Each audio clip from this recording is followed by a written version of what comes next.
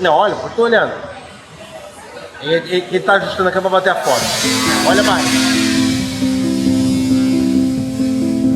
O judiciário nasce no Brasil, na verdade, para servir a coroa portuguesa. Quando os magistrados chegam no Brasil, eles não estão interessados em incluir as pessoas que vivem na colônia. Eles nem as conhecem. Com o caminhar da história, os magistrados já estão enclausurados nos seus castelos de pedra, nos seus castelos de cristal. Há um abismo entre os magistrados e a população. Que gap é esse? O gap do desconhecimento das vidas. A população brasileira, ela não entra nos fóruns porque ela não tem sapato, ela não entra nos fóruns porque ela não tem dinheiro para passagem, ela não entra nos fóruns porque mora em locais muito distantes, e há um contingente enorme de pessoas que têm muitos direitos desprotegidos, muitas garantias desconsideradas e que não têm acesso à justiça.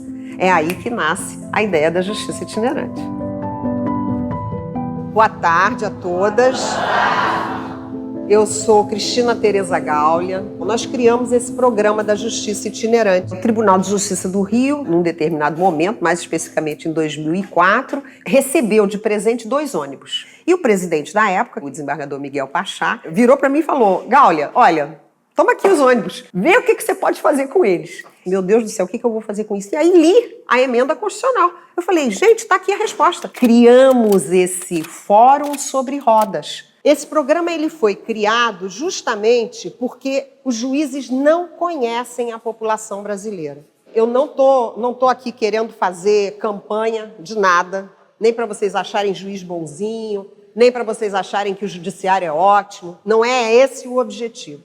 O objetivo é somente eu apresentar para vocês um novo serviço que o Tribunal de Justiça do Rio tem. A itinerante vai descobrindo cada vez mais invisíveis na medida em que a gente vai trabalhando a itinerância. O juiz não conhece a vida do preso.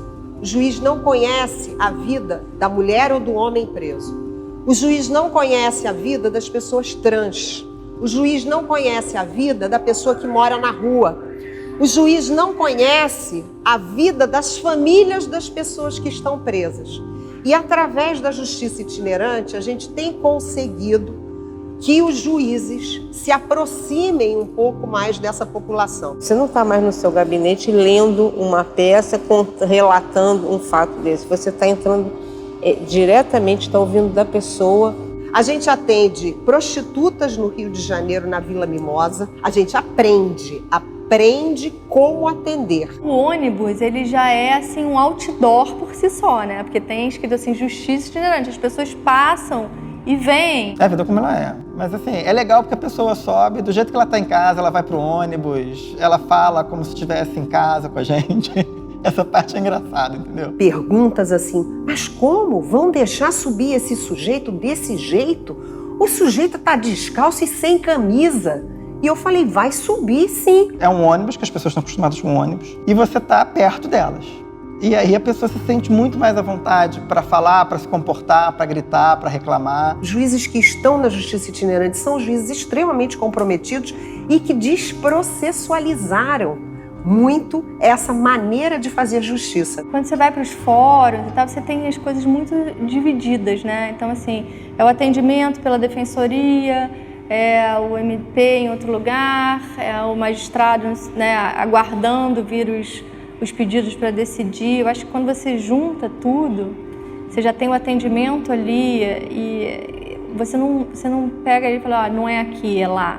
Você é aqui, então é tudo aqui. Então o defensor está aqui, o promotor está aqui, o juiz está aqui e você vai ser atendido. O trabalho do judiciário é dar direito a quem tem direito.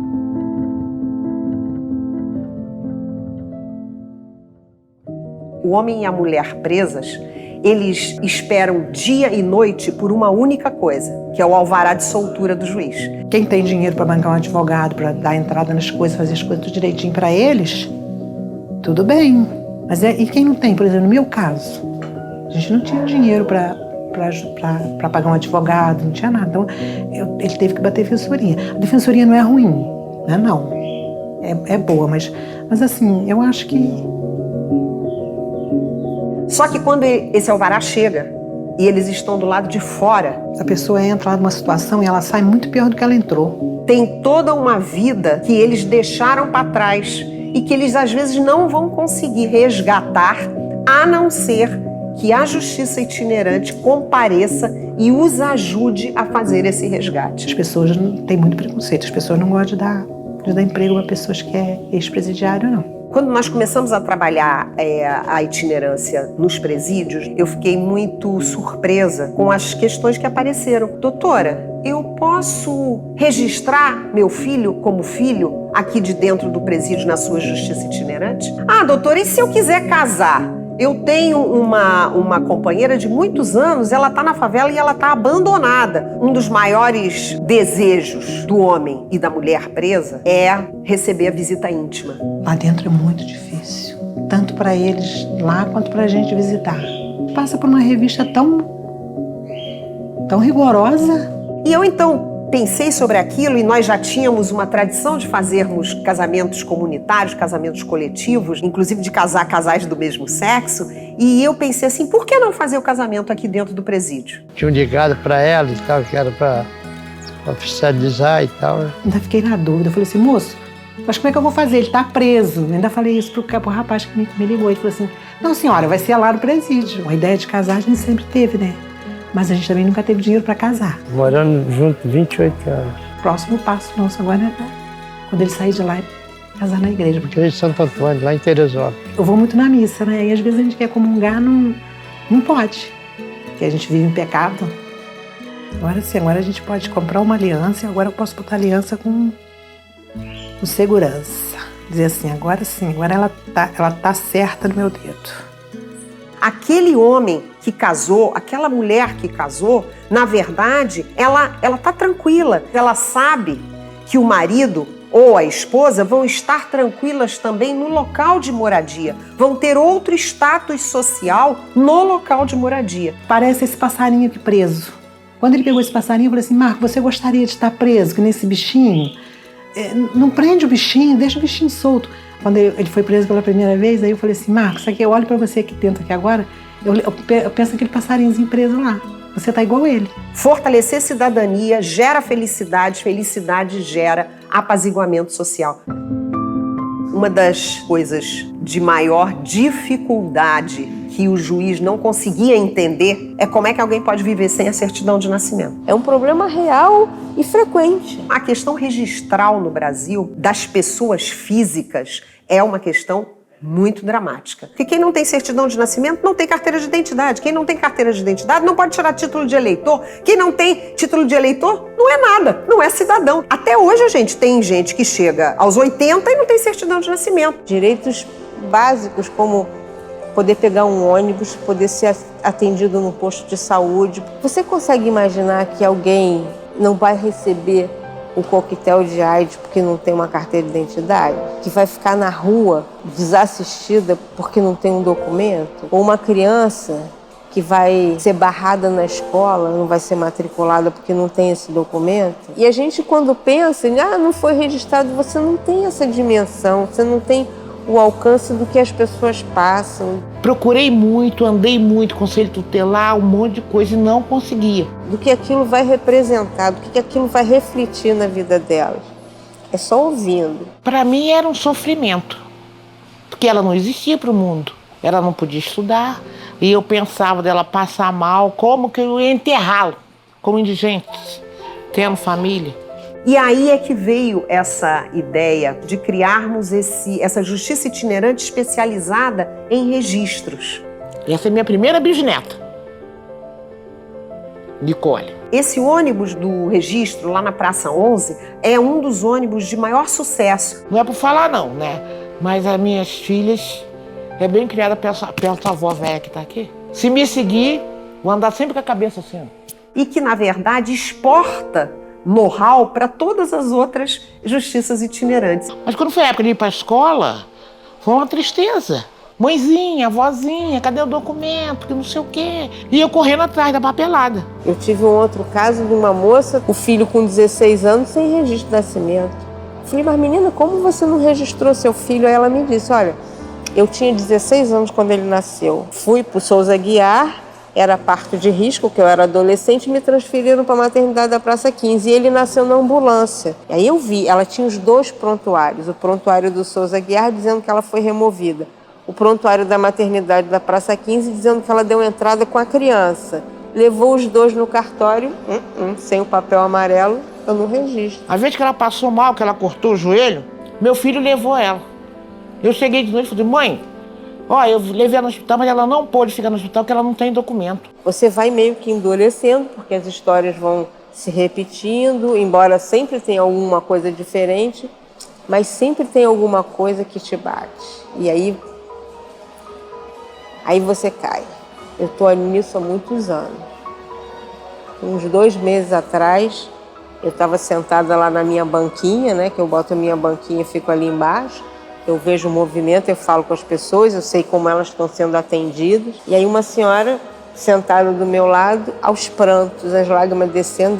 Aquilo me assustou, porque ela tinha descido do ônibus onde fez a audiência. E eu perguntei, o que houve? O que aconteceu? Ela, não, hoje eu estou chorando de felicidade. Aí ela contou a história dela. A mãe deixou com a avó quando ela era bebê. E sumiu no mundo, nunca mais se soube da mãe. E aí, quando ela tinha 20 anos, ela estava com 46. Quando ela tinha 20 anos, ela foi para o fórum de São Gonçalo tentar o registro. Aí ela contando, eu só tinha o dinheiro da passagem. Eu ficava o dia inteiro na fila, não podia comer, porque se eu comesse não tinha dinheiro para voltar. E esse processo ficou lá rolando, acabou que eu não consegui. E aí eu casei, tive meus filhos e tal. Eu falei assim, a senhora foi para a escola? Ela, não. Mas a senhora sabe ler, escrever? Eu vi que ela tinha assinado.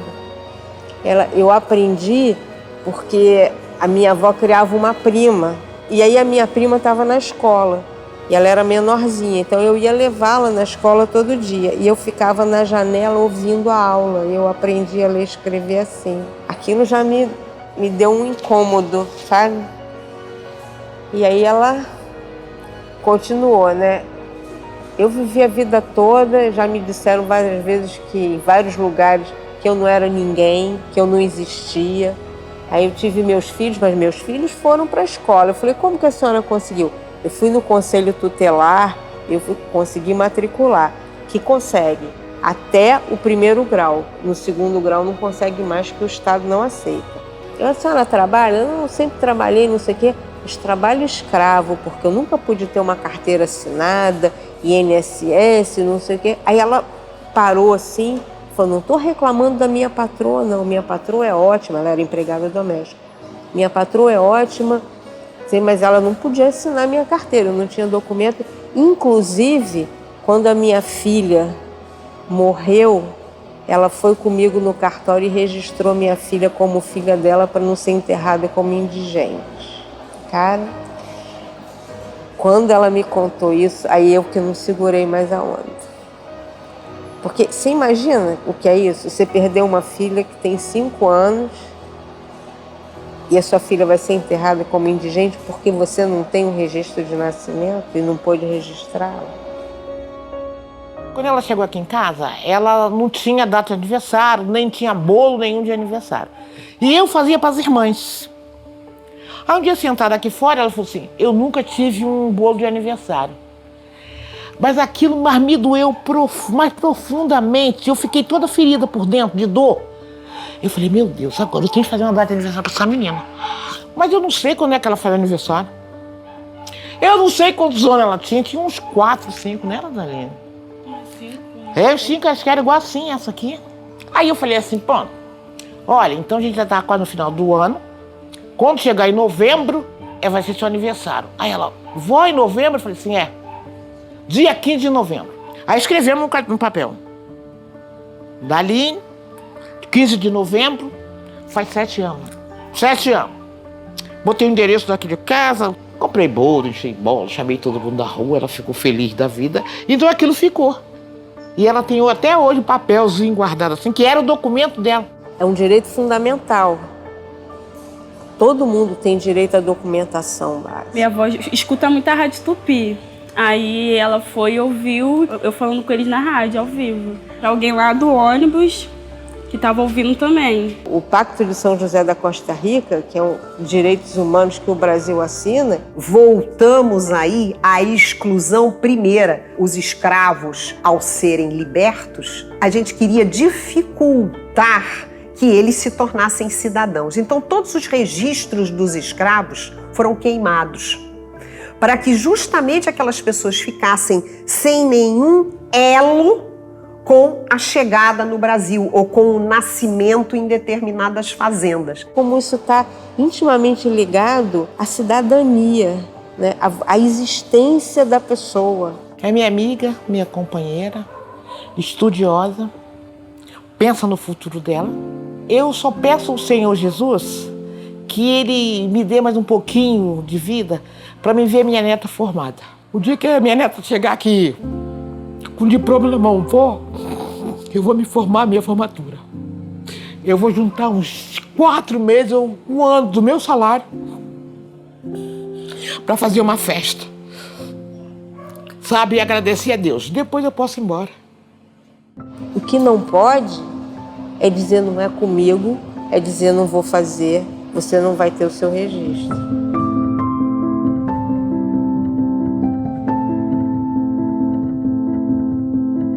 Requalificação de nome e gênero é uma das questões da população trans mais dolorosa. Se você não muda o nome e o gênero de uma pessoa trans na certidão de nascimento, a permitir que essa pessoa depois mude toda a série de documentos que ela precisa para viver como cidadão pleno, você, na verdade, não está percebendo uma das grandes dificuldades de um setor enorme da sociedade civil atual. Os juízes não imaginavam a dificuldade das pessoas trans. Estou completamente sem palavra, porque quando se passa disso, eu que passei por toda dentro dessas questões, é uma coisa que prende, sabe? Vou falar das demandas, desse serviço, dessa necessidade dessas pessoas, é falar da minha necessidade. Eles vieram com o problema da requalificação de nome e gênero. Vou no lugar onde a política pública era para estar me assegurando e elas não asseguram. A gente estudou a possibilidade de fazer esse atendimento ali. Esse serviço da justiça itinerante com esse ônibus dentro da Fiocruz tem dado muita alegria para a nossa população. A gente agenda, o juiz arrasa, a gente sai lá com a sentença, já sai direto para o cartório e com poucos dias está lá com sua certidão garantida, que é a sua identidade real, assim. O que a gente pode imaginar que eles sofrem, quando é contado por eles, é muito mais real, é muito mais forte. A vida da menina trans é muitos empecilhos, dificuldades e superação, né? No meio de tudo isso. A pessoa trans tem muitas dificuldades de galgar boas posições no mercado de trabalho e nós não conhecíamos essa dificuldade. Elas passam em entrevistas, elas passam na qualificação do trabalho que está sendo exigido, só que na hora de mostrar a documentação, elas têm um nome e um sexo que não corresponde com aquela imagem. Não encaixa, não é, essa aqui não sou eu. A partir daí, o preconceito já barra elas de seguirem em frente. Essa falta de respeito que acontece na escola, de ser chamada pelo nome de menino. Você recebe a rejeição desde que você chega a uma idade que você se entende diferente dos outros. Grande parte são expulsas de casas. E isso gera toda uma dificuldade na vida dessa pessoa, de sobreviver mesmo, de pagar sua moradia, não tem empregabilidade, não tem emprego fixo, delas cair na noite na prostituição, de estar nas ruas expostas a violências. Na prostituição ela encontra a cafetinagem. Na rua ela encontra a discordância da outra irmã. Existem relatos de meninas que quando um policial para ela na rua, que ela está com um namorado, ele fala como é o seu nome, ela fala Maria.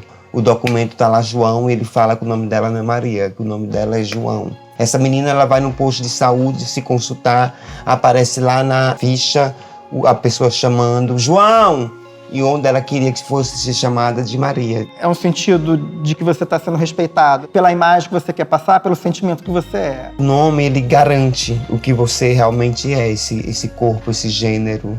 A pessoa fica tão emocionada que a partir dali tudo vai mudar, que às vezes ela não consegue nem assinar o nome. Ela pede um tempo para se acalmar e tudo para poder assinar o documento. É esse renascimento. Essa aqui sou eu. A gente fez a modificação dos nomes e gêneros de muita gente. E muitas dessas pessoas estão voltando agora para o casamento. E acho que a partir daí elas procuram a justiça também para outros problemas. Então você abre uma porta para elas continuarem podendo requerer do judiciário alguma ajuda. Então, na medida em que você produz numa certidão de nascimento a requalificação de nome e gênero de uma pessoa trans, você está elevando essa pessoa à categoria de cidadã plena. As histórias, elas são muito emocionantes, assim, de você ver o quanto a pessoa sofreu, mas aquela vontade de ser o que ela idealiza, o que ela sonha, é muito mais forte do que o sofrimento. A invisibilidade, ela forma uma teia, uma exclusão geográfica também. Quando você vai para uma favela como a Maré, quando você vai para uma favela como a Rocinha... Ver uma realidade que, se você não mora dentro de uma comunidade, você não consegue ver. E a gente conseguiu entrar. Aqui na Rocinha, especificamente, a gente tem muitos casos de família, muitos casos de curatela, pais desesperados querendo a guarda dos filhos, situações de avós que, com essa violência do Rio de Janeiro, se veem cuidando dos netos e precisam regularizar a situação da guarda. Morava eu e meu marido, a minha filha e eles. Depois a minha filha morreu, o marido morreu, só ficou nós. Eles foram, mas deixaram. Deixaram essas bênçãos trabalhosas. Que não tem criança que fique sem pai, que não seja acolhido por um vizinho. Isso é muito interessante. Tem muito caso de guarda que quem pega a guarda é a vizinha ou é a tia, porque é chamada de tia por consideração, porque estava do lado, porque conhecia, e vai criando e vai pro colégio e bota para comer com os filhos. A dona Yolanda, ela é avó de 3 netos, né? Mãe, avó, né? Tudo é comigo. Ela chegou aqui na itinerante até um pouco abalada, né? Com a perda da filha e com aquela monte de coisa para resolver. Ela só pode ficar com ele se tiver a guarda definitiva. Eu fiz a audiência no dia mesmo que ela foi. Eu escutei a dona Yolanda e ela falou, não, porque a minha filha faleceu. Isso aí, as crianças e Deus. As 4. Comecei a perguntar, né? Puxar as coisas. Um neto é de cada marido, então vou pegar aqui no sistema. Aí a doutora começou a ajeitar tudo pra mim até hoje, graças a Deus, agradeço muito a ela. Deus proteja, todo mundo proteja mais ela que ela merece. É uma pessoa muito boa, bonita, né? Aí ali a gente já fez a guarda provisória para ela, dos netos, aí buscamos essas certidões de óbito, aí com essas certidões de óbito ela conseguiu ver a pensão por morte. Eu nem sabia que tinha. Então ela acabou resolvendo um monte de coisa das crianças. Esse moleque aí é terrível. Né, moleque? Além da guarda. Cuidar de 3 sozinha? Só Deus mesmo me ajuda. Fora disso, mais nada. Quando ela viu que a gente estava ali, conseguiu ir dando passo a passo para ela e ela foi resolvendo, dando a informação. As pessoas se sentem muito poderosas em dizer não. É o não que houve no cartório. É aquele funcionário que diz assim, não tem ADN, eu não posso registrar. Mas não para um minuto para ver com quem ele está falando, quais as dificuldades que aquela pessoa tem, para explicar, olha, traz 2 testemunhas que eu consigo fazer. Não posso registrar, e a pessoa vai embora. A gente rouba direitos quando a gente continua a não enxergar as pessoas que precisam de nós. Ser juiz, resolver, fazer diferença na vida de uma pessoa. A gente tornar esse projeto um projeto não somente nacional, mas tornar esse projeto um projeto internacional. Assim como a gente tem o Médicos Sem Fronteiras, eu vejo a Justiça Itinerante como essa possibilidade de, nos países conflagrados, a gente receber as demandas de pessoas que estão fugindo, que estão sendo perseguidas, que não têm documentação nenhuma, que às vezes chegam em outros países sem nem saber como eles serão recebidos. E eu acho que o juiz desses países, o juiz de qualquer país, pode fazer a diferença na vida dessas populações. O juiz não tem só o poder de prender, soltar, O juiz não tem só poder de despejar imóvel, tirar alguém que não está pagando e botar fora. O juiz não tem somente esse poder que todo mundo conhece. O juiz tem um poder de modificar a vida das pessoas. Mas para modificar a vida das pessoas, ele precisa saber quais são os problemas, quais são as dores, quais são os sofrimentos, quais são as angústias. A gente faz isso porque é dever do judiciário atender a população. E vocês são uma população que nós até agora não tínhamos conseguido atender. Porque isso aqui, ó, me dá trabalho. Sempre me deu. Sempre me deu muito trabalho. Mas sempre me aturou. Nunca desisti, não. E não vai ser agora que eu vou desistir, né? De jeito nenhum. Você já falou, vai lá. Maria Bárbara Inês de Araújo. Na sua sugestão tem esse nome, né? Com certeza. Vamos conversar. Ir embora, às vezes, dói menos que ficar. Não sou do tipo orgulhosa, mas devo admitir que dessa vez eu tenho razão. Não posso mais continuar. Preciso levantar, caminhar em direção ao desconhecido. Conhecida assim é a felicidade.